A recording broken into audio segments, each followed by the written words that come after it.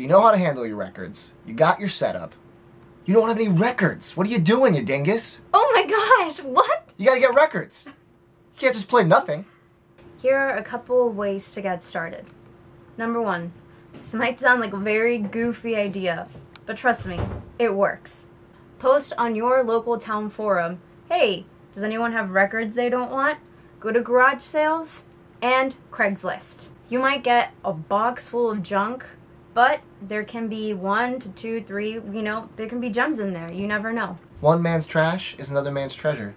So you might find a bunch of garbage Linda Ronstadt albums, but then in the middle find Led Zeppelin 4. When I got my turntable, the guy was also giving away his records. I got about 50 records for $1 each. Oh, amazing, like Beatles, Michael Jackson, the Eagles, everything. Everything. A great starter pack for your like classic rock collection.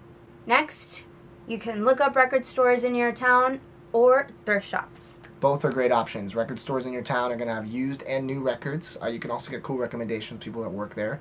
And thrift shops, you never know what you can find there. Every time you go, it could be anything new. There might be no records, there might be 1,000 records. You never know. So if you stop by a Goodwill or something, always check in and check the record section. You never know. One day a man told us he found an Os Mutantes album at a thrift shop for like, what, $2, $3? Luckiest guy alive. Luckiest guy alive. And then if you want to go a little more in-depth into your record searching, and by that I mean in debt, online is a really interesting way to go about that. Amazon has a ton of new records for sale, usually at very good prices, although I always say try to support your local record store before Amazon if possible. eBay is a great place to find records that you're specifically looking for. The scariest and best site of all is Discogs, which is an online marketplace for CDs and vinyl. A feature they offer is a want list, where you can go look through their database and pick records that you want and add it to your list, and whenever someone puts it up for sale, they'll notify you via email. It's a very dangerous rabbit hole to fall into, so don't go overboard like some people that won't be named.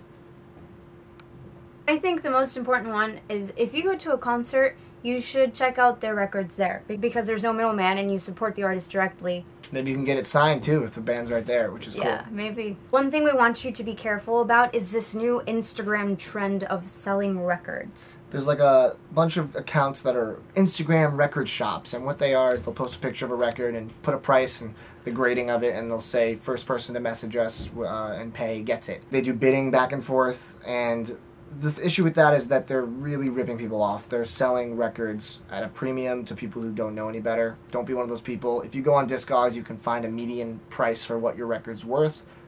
You can usually find it cheaper there, so don't fall for the Instagram trap. Literally, go to any local record store and get those from the dollar bin section or 50-cent section. Where are your favorite places to get records? We'd love to hear it if we didn't touch on what you like to do, and I'm sure our viewers would like to know too. So let us know in the comments. All right, hopefully you get some good records with our tips. I'm Matt.